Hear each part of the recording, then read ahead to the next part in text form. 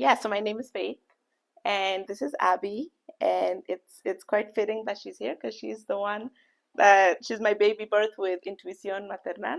I have two other daughters who were born very different, had very different birth experiences than Abby, but she was my my water birth, home birth. So yeah, we're just here enjoying enjoying being here with her. Lem and Ayla, my two oldest, were born in Canada. Yeah, like I said, my I'm Canadian. My husband is Guatemalan, so we decided since my family is there and we live here, better to give birth to the girls. From the time I was pregnant with Salem, I knew that I wanted a home birth and I knew that I wanted a water birth because my two older sisters both had home births, and one of the older ones had a water birth. And I just loved their experience. I knew I wanted that. But then it didn't work out because we left for Canada when I was in my third trimester. And so by then it was too late, just given the policies with birthing in Ontario. It was too late to get a midwife, so I had to go with my doctor, and then I had to register at the hospital. And on top of that, she was breech. So because of her position, um, we ended up having to have a C-section, which was so different from what I had originally imagined. Very different experience, but we were happy, very healthy birth at the end of the day. With Ayla, we were in Canada as well. We did not have, because we left for Canada close to the birth, we didn't have time to get midwives and follow all of that policy. So again, it was a hospital birth. But this time it was natural birth as opposed to C-section. However, because of the Canadian birthing laws, it was 18 months after my C-section with Salem that I had Ayla, and so I wasn't allowed to go straight into. It had to take place under supervision. They really were pushing for me to have another C-section because they thought that VBAC was not the way to go. But I tried to stand my ground and say like, no, this is how I want it. Um, and yeah, so she ended up being a natural birth, but it was still high intervention. Like I had a lot of doctors around me. I had a lot of like monitors on my stomach, on my heartbeat, everything. Um, and also they had me do an epidural. I didn't want it at first, but they asked me to do an epidural. Being a VBAC, they thought it was a very high risk that it would end up in a C-section. So they just wanted to take all precautions and be ready. So it was the epidural. Everything was very medical. Yeah. So yeah, very different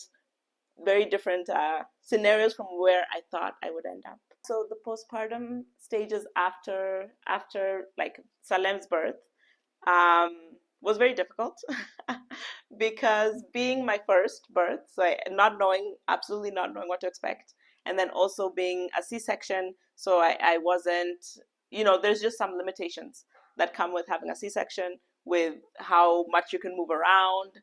You really have to take care of your body. You can only really hold the baby and in certain positions. So that was all very difficult for me. And so I think because of that, I wasn't able to just fully just be in love with having a new baby because I had all of these other things on my mind. So that was a very difficult postpartum. And shortly after Salem was born, we went into the pandemic. And so everything got shut down. We were all inside. So it was already a big change having a baby at home. Um, and then on top of that, the craziness of the pandemic and feeling very isolated made it difficult. With Ayla, it was interesting being a natural birth, even though there was lots of intervention. Um, it the healing process went more quickly than I could have even imagined. So that was wonderful. I was up walking, interacting with both of my children very quickly. Um, and I was able, because she was my second, and I had already experienced the craziness of a baby with my first, I was able to enjoy her more because I knew that if they don't sleep at night, but that's just for a moment. It passes. Their tummy gets hard and they get constipated and it's crazy, but it's not the end of the world. It's going to pass. Like I had more patience with Salem. I was more in crisis. With Ayla, I was more in patience. Yeah, I had much more patience. So finally, when baby Abby came along, we had we were trying to think about what type of birth experience would we like, and we had already had the two hospital births. I still very much wanted a home birth, but we weren't sure if we were going to go back to Canada or to have the baby here in Guatemala. So once we decided to have the baby in Guatemala and that traveling with everybody would be too chaotic, then I was like, oh, now my options have opened up, because now I don't have to, yeah, I can see what's possible here. And so we checked out a couple of hospitals, but I didn't love the idea. And then a friend of mine sent me a link, and she was like, oh, and then I started thinking about home births. And she sent me a link to a couple of different doulas. And then in those links, there was a link to Intuición Materna. And out of everybody's names and all the contacts that came up, there's something just like stood out. So then I went to the website. I started to read a little bit about where is this? Like I had never heard of Intuición Materna. So I started reading about it, some of the experiences. I checked out the Instagram page, and I was like, oh, this is, yeah. So I liked the vibe. It was like, it seemed relaxed, but it seemed very just authentic. So I knew I wanted to have the baby at home at this point, and now it was just about finding the right care providers. And so, yeah, Intuición Materna kind of, everything just kind of happened very naturally. Yeah. So interestingly, it took me, once we decided we were staying, it took me a long time to decide that I wasn't going to do it in hospital, that I was going to do it at home. And then it took me a long time to decide who I was going to do it with. So by the time I felt comfortable with what I was seeing with Intuición Maternal, it was like, I was like less than 1 month to delivery. So, and that's another reason why I appreciated them, because when we came and we sat down with Viana and with Carla, there was a sense of like, okay, we need to set a plan. We need to, because the baby could come very quickly, like anytime now, because I was in my last month. But there was also a sense of calm. Like, you can still decide. We're not going to let you, we're not going to make you, make decisions for you. You can still make the decisions. I hadn't experienced in any of my other births, I hadn't experienced somebody ask me what my birth story was. And they asked me in one of our appointments to just sit down and to kind of like use drawing and coloring and to think about what were my previous experiences and what would I like for this experience with my new baby and going into my birth. And I thought that was really profound, because in the medical world, they don't ask you that. They don't, and they make a lot of decisions for you. So that was really wonderful. Yeah, just the ambience of being in the house with them, everything was just seemed very open and very genuine. So it was like no other experience. Yeah, the best experience I've had. Was I scared about having a home birth? I was so adamant that I did not want a hospital birth that I was okay with it. I was scared about the possibility of ending up in the hospital again. So I was very, very like holding on to this idea that I want a home birth.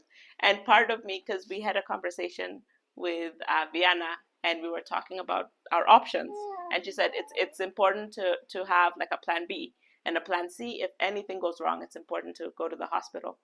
And so I went home and I was like, that's true, it is important, but I really don't want to end up in the hospital. I wonder if I can just do the home birth by myself here, not even call any of the midwives. But then afterwards, we're like, no, it's a good idea to have the midwives, and also and Viana and I we had more of a conversation around my anxieties, and she was like, it's always good to put a plan B and plan C, but we will only do what you are comfortable with doing. So there was still that element of like, you're in control, which put everything at ease for me. And for my husband, he was very nervous about a home birth. But when he met with Viana and with Carla, and we talked, and they talked about their experiences, and they talked about the plan B and the plan C, then he felt more confident. So he felt like, okay, these people know what they're like. It's not just, like hippie, we're going to do this. But it was like, okay, no, these are practitioners. They know what they're doing, and they care about the baby's well-being and my well-being. So, yeah. Was it important for you to have your previous daughters in your birth? We ended up, they were close by, but they went to their abuelo's house. I really appreciate that they came to some of our meetings, our prenatal meetings. They met Viana, they met Carla, and so they were really part of it. For the moment that it took the actual birth itself, and being at home, I was okay with them not being around, like not being in the room with us, because I felt like they had already experienced so much of the process and met the midwives and met the doulas that it was like, once the baby comes, it's not going to be such a shock. Like what just happened? They're able to trace, these are the steps that took part. And the wonderful thing is that as they're older and once they grow, because they were such a part of the process, it's going to be easier to introduce them or remind them of some of these concepts of like, what does it mean? Just what does it mean to be healthy? What does it mean for a baby to be born in a healthy way, the way that you want? And yeah, so I'm glad that they were part of the larger process. I've been very blessed to have very simple pregnancies, no problems, just very enjoyable. I still had lots of energy. Yeah, so they were just very enjoyable. So little Abby here was, we were like waiting and waiting and waiting. I wasn't 100% sure when my due date was. But then finally she was born on the 18th. So on the 17th, which was a Friday, I had some meetings to go to. So I went to the meetings, but I kept feeling a lot of pressure. However, I didn't think that the pressure was contractions. I just thought it was false contractions. So I was in my meetings. I was like just trying to breathe through them. I went and I had brunch with a friend, and I was just trying to like breathe through the brunch with a friend. And somebody actually said to me like, "Are you okay? Are you in labor?" And I was like, "No, it's just contractions, or false contractions." And then but they kept getting more and more intense. But I was still going about my day, so I wasn't paying too much attention to them. But then at the nighttime, yeah, like I remember going to sleep. We go to sleep early because we have lots of, with the other two girls, and we just get tired super early. So we went to sleep at like 9. And then I remember waking up at around 11:30, and I felt like pressure in my belly, but I was trying to ignore it. And then I don't know how graphic you want me to get. And then by midnight, I couldn't ignore the pressure anymore. So then I went to the washroom, and then I noticed that there was like sangre, and that el tapón ya se fue, and I was like, oh my goodness, like I guess the baby's coming. But then part of me was thinking like, oh no, I don't want the baby to come at night. This is such a bad time. Maybe we should just wait until the morning. So I tried to go back to bed and ignore it, but it was like, no, the pressure was too much. So I told my husband like, I think the baby's coming. Um, and then we ended up like thinking, okay, we had a plan to take the girls to Los Abuelos, once everything was, because they live very close to us, once everything was happening. So we called Los Abuelos, and my husband told them like, baby's coming, you got to come pick up the girls. So they came and they picked up the girls. We called Viana and let her know. She was like, okay, show me, like take pictures and show me how much blood is flowing, and take pictures of what you can so we know what stage you're in. So we sent her a bunch of pictures. And then yeah, Viana and Carla, who was working at the time, they came maybe an hour later at about 1 o'clock. And I was feeling lots of different contractions, feeling lots of pressure, but it would be like every like 5 minutes or so that I would feel pressure. So I was like, oh my goodness, I think the baby's coming right now. Then they showed up. We turned on some music. We turned on the stove, the wood stove, because it was pretty cold, getting cold in the house.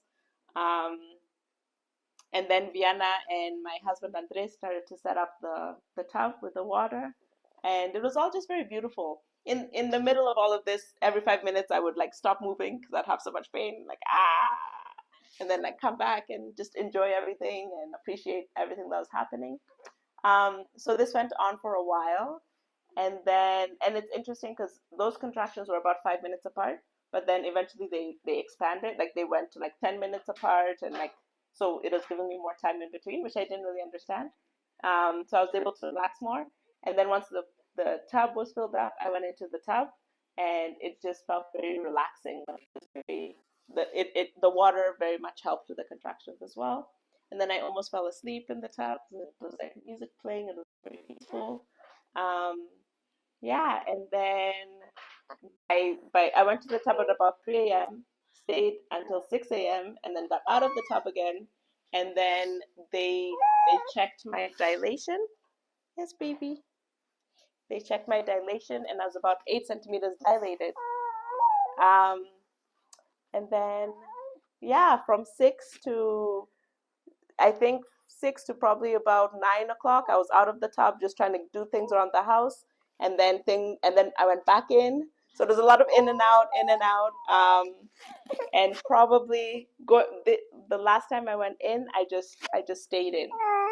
It still took a couple of hours, and a friend of mine came over, and so we were chatting, but I was in the pool and still listening to music. And then I spent a little bit of time just in the room with my husband, and everybody else left, and it was just the both of us. I just remember it being very relaxing, and yet the contractions felt like they were getting stronger. So still, like when they came, I would like tense up and wouldn't be able to talk anymore. But then afterwards, it would ease. Um, and so that happened for like another couple of hours, and then I remember, so she was born at about 12:30, and I think that last like 20 minutes or half an hour, I remember things just got very intense, and I couldn't chat anymore with anyone. I couldn't talk. I was just focused on like, oh, like I felt lots of pressure that she was really, really, I could feel that her head was really, really coming down. Felt lots of pressure. And then, yeah, every I'm not even sure what happened in the room at that moment because everything just stopped. I remember looking in the water and seeing that Vienna had some decorations, some lights on the pool. I remember just focusing in on the lights and just feeling like something something big seemed like it was about to happen. So I got a little bit emotional, and then next thing I know, she was there. And my husband came into the pool so that he could catch her. Um, and so I remember like pushing and like it getting really intense. But then I remember his voice and him being like, "Oh, it's," because we didn't know the gender. He was like, "Oh, it's a girl. Oh, she's beautiful," and I could hear it like in the background somewhere.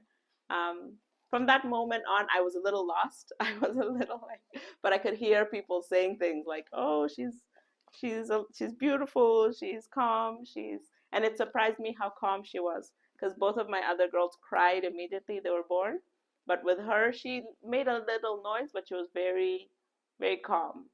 So it was just a very like magical moment. Um, yeah, it was beautiful. It was the most beautiful experience that I've had.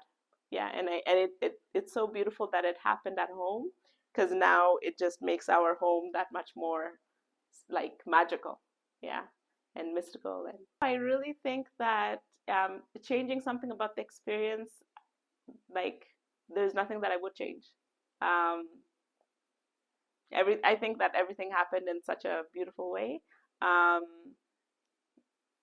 yeah, and another really beautiful part that was kind of like an additional gift after the beautiful gift of her life was that afterwards, Vienna and Carla made a short video just showing like I didn't even know that they were taking pictures or documenting in any way. My mind was not thinking about documentation.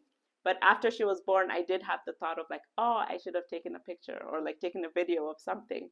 Um, but then a few days later, like Vienna sent me a message and she's like, "Oh, here is a little video that we made of Abby's birth." And that was extremely special because yeah, it allows us to now like relive the moment and to share it with other people. Yeah, there's nothing I would change. This postpartum has been interesting because of my two older daughters because they have lots of needs. So I haven't always been able to like really focus in on just to like sit and take a lot of time just with baby. It's been a little bit hectic, a lot of running around. Um, it's been a whirlwind. I think it's something that I might in like a few more months or when she turns one, I might reflect on and remember what has taken place. But right now it's been crazy. What my husband says about this experience is that um, he just always has like sentiments of joy. You know, he really really appreciated it. He loves the fact that Abby was born at home and that he was there to catch her. He loves telling that story. Uh, we are at 3 now, so we're done. No more. But he always says like if we were to have another one, like 100%, we would do a home birth and do the whole thing. He's really happy with the experience and also really really happy with just the expertise of Yana and because there was a moment there when she came out. He this is what he says.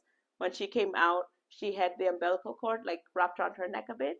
And he says that in that moment, he kind of looked to Vienna to like, what should I do? But Vienna was very, very calm and just like put her hand in the water and twisted baby's body in the right way so that her neck was loose. And then, so it wasn't like a big, it wasn't a big crisis that she had the neck. And so that really impressed my husband because everything remained really calm.